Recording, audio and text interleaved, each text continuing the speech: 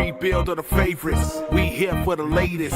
South side or the north side, not tuned to the greatest. Home team for the home teams. Both sides got our own rings. On the mound or the long ball, but we don't put the wrong strings. Yeah. It's that time of the year now. Wrigley or Ganty, so the whole league that we hear now. New show with a new mood. Discussions and interviews. Trade rumors that might be. This is Pinwheels and Knife.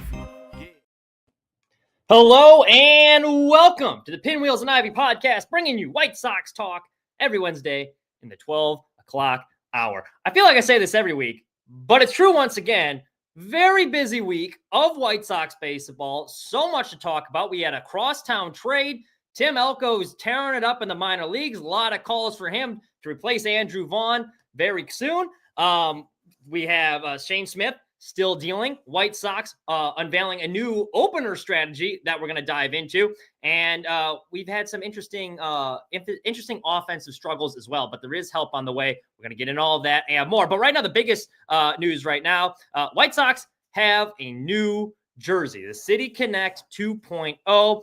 This was initially leaked a few months ago. And I'll be honest, I thought the leak looked like ass. I was not excited for these new jerseys. And then the White Sox started teasing them because it was like that Bulls look. And it was like, oh God, you know, Jerry Reinsdorf has to put both of his teams in uniform. And so it wasn't very good. When these got unveiled, though, I must admit, it's a lot cleaner than I initially thought. They're kind of growing on me. I really like the hats, specifically the black one. They call it the bread cap, but there's a lot of subtle details in here that are really cool. And Brooks Boyer was saying, the White Sox marketing director, initially Nike presented them with two cap options. These were the two, the red one with the pinstripes and the black one.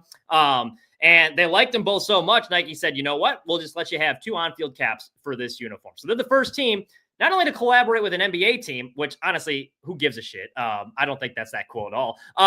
But they're also the first team to have two on-field caps that can be worked interchangeably for these City Connect uniforms. So I do think that's pretty cool. The caps are really clean, and there's a lot of subtle details that I also think are pretty cool. On the neckline, they got all the championships. Bulls kind of carrying that. Michael Jordan, more specifically, carrying that one. But you got the 6 Bulls championships in red. You can see at the top of your screen here if you're watching this live. Then they got the White Sox ones in white. And on the inside of the cap as well, half of the cap is white with black pinstripes. The other half red with black pinstripes to kind of represent the two teams. That's kind of cool as well. They got the old school Wingsock logo, which I'm a big fan of. I think that's really a clean look. The jerseys themselves, you know, they're all right. I think the pants kind of look like, you know, they look like sweatpants, if we're being honest. They got South Side going down the side. That's kind of cool. Crossover tag. Again, I'm rooting for the White Sox, not the Bulls. I don't want a Bulls uniform out there. I get the crossover, and you know what? Now I'll have something to wear to a Bulls game, I guess. But you know, overall, I'd probably give these. They're a lot better than I thought they'd be initially. I'll give them a B-. I think it's tough when you had those beloved City. I really like the South Side ones, the all black. And I'm very happy to learn that they are keeping those in the rotation. They're probably not going to wear them this year, but next year the MLB allows you 4 uniforms. So it sounds like that rotation is going to be the white pinstripe look, the black jersey, interchangeable with the gray pants, the road grays, the South Side uniforms, and then you're allowed one extra for the City Connect, and then that will be this one. So I think it could have been a lot worse. Honestly, I was pleasantly surprised when I saw this roll out. They're a lot cleaner than I thought. Love the hats. Probably going to drop $50 and get one. But you know, it's all right. I could do without the Bulls crossover. They're like really hyping up. We're the first team to collaborate with an NBA team. It's like, all right, cool, I guess. I don't really care. But you know, not bad. It could have been a lot worse. I think they are pretty cool. I do want to talk about this crosstown trade that the White Sox made earlier this week as well. They pulled off a little bit of a minor trade. Jed Hoyer and the Northsiders, they traded infielder Gage Workman to the White Sox for cash considerations. And this is a guy, you know, you might remember if you listen to a lot of the Pinwheels and Ivy, Aldo and I were talking about him before the season even started. This is a guy that Aldo was really high on because he was crushing it in spring training this year. He just turned 25. He slashed 364, 420, 705 with 4 homers and 15 RBIs. He put on a pretty impressive performance. Not a bad defender either at third base, although once the major league season started, he kind of really failed to replicate that success. He went 3 for 14, pair of RBIs before getting let go after 9 games. And I think this was kind of one of those. So he's a Rule 5 pick. It's kind of similar with Shane Smith. And with the Rule 5 picks, just to refresh your memory, If you get him, then you have to keep him on your major league roster the whole season. Otherwise, you either have to DFA him, or if they clear with it, you got to risk offering him back to the initial team. In this case, it was the Detroit Tigers at a discounted rate. So for the Cubs, that was going to be difficult to do. I think Gage was put in a tough spot because this team's a contender. They look like one of the better teams in the National League right now. They've had the hardest strength of schedule. They've played the most teams over 500, yet they're still in first place in that division, and they look darn good doing it. Workman, he was just struggling defensively. He committed 2 errors in 4 starts. He wasn't hitting, and I think for the Cubs, it's like, we can't keep this guy in the major league roster the full season. There's just not enough room. So it was the wrong time, wrong place. But I really liked what Gage Workman had to say. He did an interview with the Chicago Tribune. And he goes, I'm grateful for my time with the Cubs. Good people over there. But now I'm here with the White Sox, and I'm excited to be here, and I want to beat the Cubs. Love that attitude. If you want to enjoy yourself with the Southside fans, that's what you say. I think this rivalry's gotten too friendly over the years. It doesn't help that both teams have never been good at the same time. But I would love for this rivalry to ramp back up again. And I think, Gage Workman didn't say anything disrespectful. I don't think it's like bulletin board material, but, he wants to beat his former team. I like that. I want more of that. This should be more of a friendly rivalry. Now, you don't got to act like a bunch of drunken jackasses. Speaking of which, I was at an MMA fight in Kansas City over the weekend. Jesus Christ, that was a bunch of zoo animals there. I've never seen so many knuckle draggers in my life. The fights themselves, very entertaining. Highly recommend. I might go back, but some of the people there, it was like a zoo.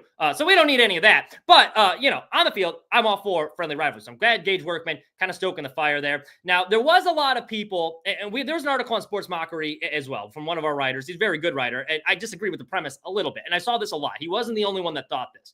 But when they added Gage Workman, they decided to DFA Nick Maton. And everyone's like, why are they DFAing Maton? Amaya should be the guy to go. Now I get it. Jacob Amaya, he hasn't been hitting very well, right? And no one really likes the guy. He's batting under 100 right now. I think he has like 4 hits this season. They're having a pinch hit for him in the 5th inning of some of these games. That can't happen. So I get why people are sick of seeing Jake Amaya on their roster. The problem is he's the only true shortstop. I get he cannot hit, but defensively, especially with my drop injured, they got no one else. Like Lenyn Sosa at shortstop already. He's got a leading errors, 5 errors already. So the offense production's a little bit better, but like defensively, it's a disaster. And you have this young pitching staff, you need some good defense up the middle. It's important. Amaya's on borrowed time. I think with Josh Rojas, he just started a rehab assignment this week. That's going to help. When you get my drop back, that is also going to help. So Amaya knows he's on borrowed time. I think at this point, his days are numbered. But I think it's one of those things where Nick Maton, I get he was hitting a little bit better. But Workman's a left-handed bat. And so you're replacing that left-handed bat with a better left-handed bat who can also play third base. And you also know there's going to be reinforcements on the way to replace Amaya eventually. Right now, he's the only true shortstop on the roster. So I understand the thought process there. I hope Workman works out. We'll see. If not, I think it was a good flyer by the White Sox. Those are the type of guys they should be adding. I was a little surprised they didn't take a flyer on Tristan McKenzie. No team did. He cleared waivers for the Guardians. So that was kind of interesting to me. But I do think with Rojas being back up, it's going to really help this offense. I'm only around like a 220 hitter lifetime, but he's going to give you some good at-bats. He walks a little bit more. He's going to get on base. He's still a very good defender, can play multiple positions, so that's really going to help. Obviously, my drop's coming back is really going to help as well. I've been really impressed with Edgar Caro, been tearing it up at the plate. I think he's had some really good at-bats. He's hitting the ball hard. He's been very impressive getting called up. And defensively behind the plate, he's been pretty solid too. I like the way he's handling the pitching staff. Gunned out a runner the other day. So that's encouraging to see. They are getting a little bit better on that front. Now, another big topic this year, Tim Elko. He is leading the White Sox organization in home runs. He's gotten off to a really good start. 26 years old, AAA Charlotte. I mean, look at the numbers right here. 100 plate appearances already. He's got 31 RBIs. He's got 9 home runs. Look, the OPS over 1,000. I think he is tearing it up right now. And I think a lot of people, it's like, he's already 26. Might as well call him up and see what he can do. And it's paired with the fact that you got Andrew Vaughn, who's really struggling. And I think people are very sick of Andrew Vaughn at this point. And, I've been a Vaughn defender. I've predicted that he'd probably lead the team in home runs and RBIs once again. But, let's call it what it is. It's been ugly to this point, right? And so I get people wanting to call up Elko, and I would like to give him a look too. I'm not convinced it's going to change all that much. Now, Elko's made a lot of strides, but there was a big problem last year with the chase rate. Like his strikeout rate was really, really high. That's not going to improve in the major leagues. This year, it's still pretty high, but he's still hitting the ball hard, and he's swinging at fewer pitches out of the zone, which is good. So it's like, okay, call him up. Let's see if he can give him a look. But I don't think the upside realistically is going to be that much higher than Vaughn. I think you bring him up and you see what it can be. But I'm not convinced he's going to be the solution at first base. We'll see what happens. It couldn't hurt for them to call him up. And, there was at one point last week, it seemed like that he was hitting a home run every day of the week. So he definitely has earned a promotion. And it is also interesting, too. You see some of the comments that Chris Getz made. Let me pull that up really quick. Yesterday. So he met the media. And this is what he said about Tim Elko. He goes, Tim's hitting the ball very hard, actually harder than he's always hit it. And most importantly, how often he's doing it. I believe he's certainly leading the organization in home runs. And I think he's at the top of the minor league baseball. And he later added, we're really happy with the development of Tim. And no, at some point, he could join us here in Chicago. So there might be some service time manipulation. Now, I have seen some calls, and this is where I disagree with. So I'm all for promoting Elko. But I've seen a lot of people being like, just DFA Vaughn. DFA Vaughn.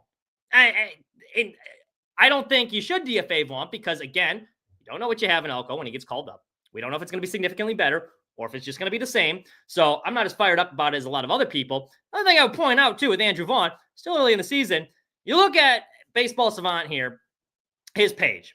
And now his actual numbers are not very good this season, right? He's at 160, 204 on base percentage, 274 slugging percentage. That's a rough look, right? That's not good. But he's hitting the ball hard. His expecting slugging percentage is a lot higher. High barrel percentage, high hard hit percentage. I think the problem with Vaughn right now is, and if you look at where he's been successful, look at his, you take a look at his hits, it's where he's pulling the ball. There's way too much I see where he's either hitting it hard, but it's a ground ball, right? He's grounding it into double plays all the time, just hitting ground balls. You got to get the ball in the air a little bit more. And number two, I think, and I've seen this a lot, just like hard flyouts to right field. Where Vaughn's successful is when he's pulling the ball. And if you look at the hits, almost all of them left side of the field. But way too often I'm seeing just he'll hit it hard, but it'll be a pop out that'll die at the warning track.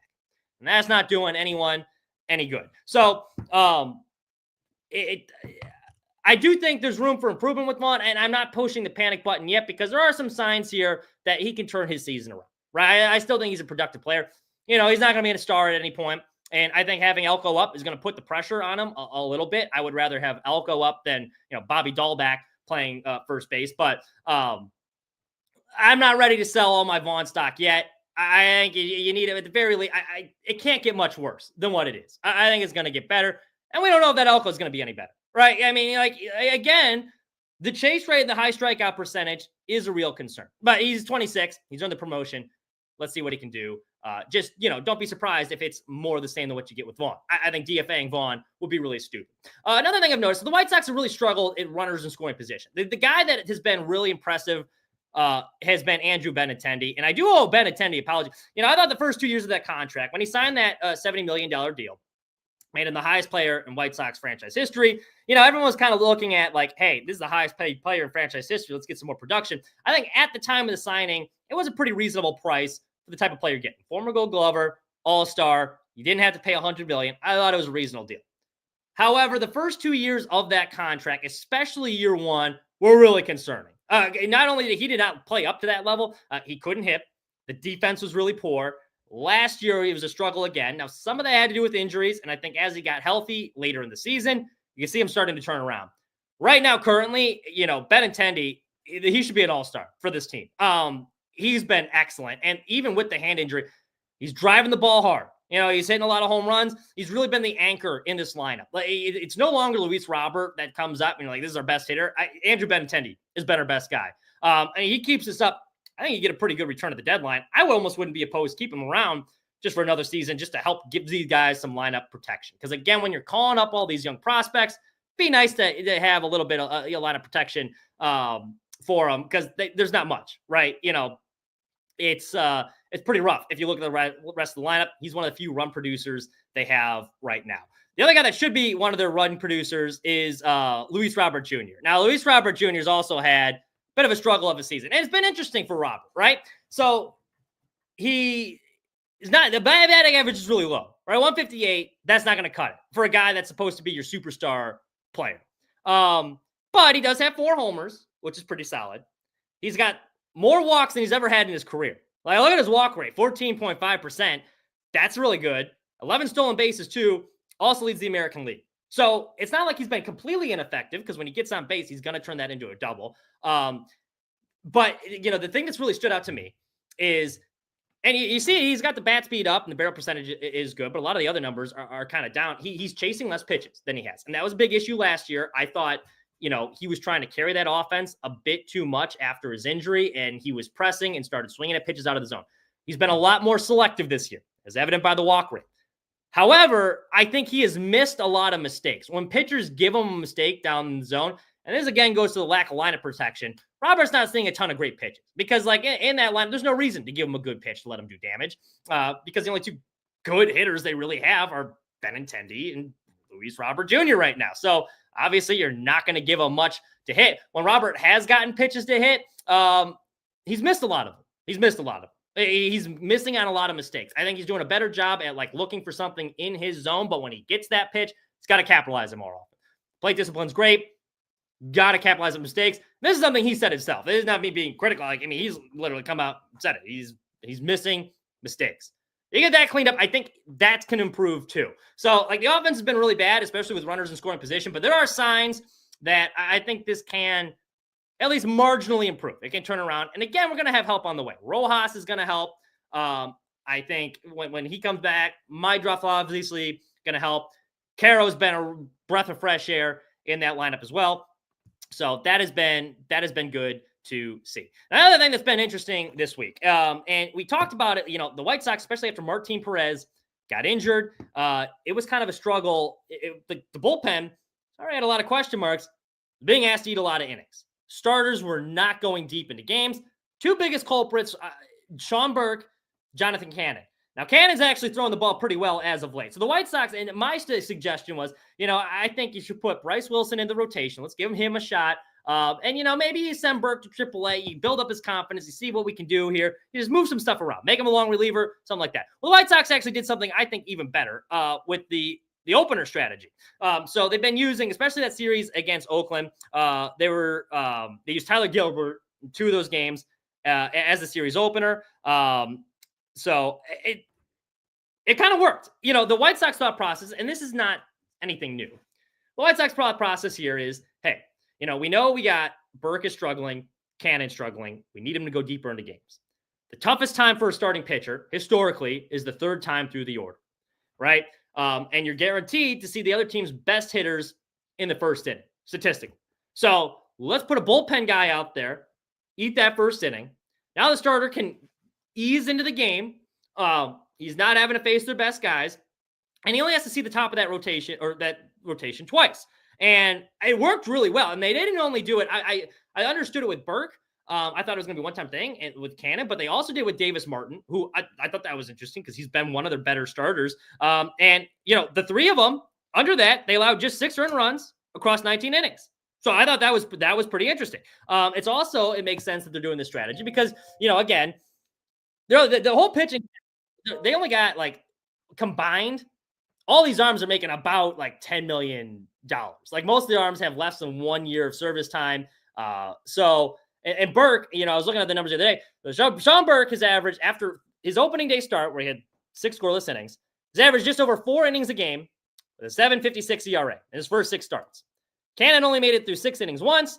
Martin failed to make it past the 7th inning in his first 6 starts, and he was averaging just under 6 innings. So he was getting the most out of them. So under this, we saw, I think, Cannon go 7 innings. Martin threw 6 scoreless. Burke still kind of struggled a little bit, but I didn't think it was a creative solution by the White Sox to be like, you know what? We need these guys to get more innings. How can we do it? Let's go with the opener. So I was encouraged by that. And that Oakland series, honestly, they should have taken 2 or 3. That one game they lost an extra. That was a very winnable game. The White Sox, that was one they really would have liked to have. Cannon he's been throwing the ball a lot better. He's been throwing the ball a lot better. And Martin, under that opener strategy, I think he had arguably his best outing of the season. So that's encouraging to see from the starting rotation, which it's kind of been like the stock. It's been up and down. They started the year so hot, and it's just been a roller coaster all over. So one last thing I want to talk about is Shane Smith. His last start in Minnesota, he earned his first MLB win.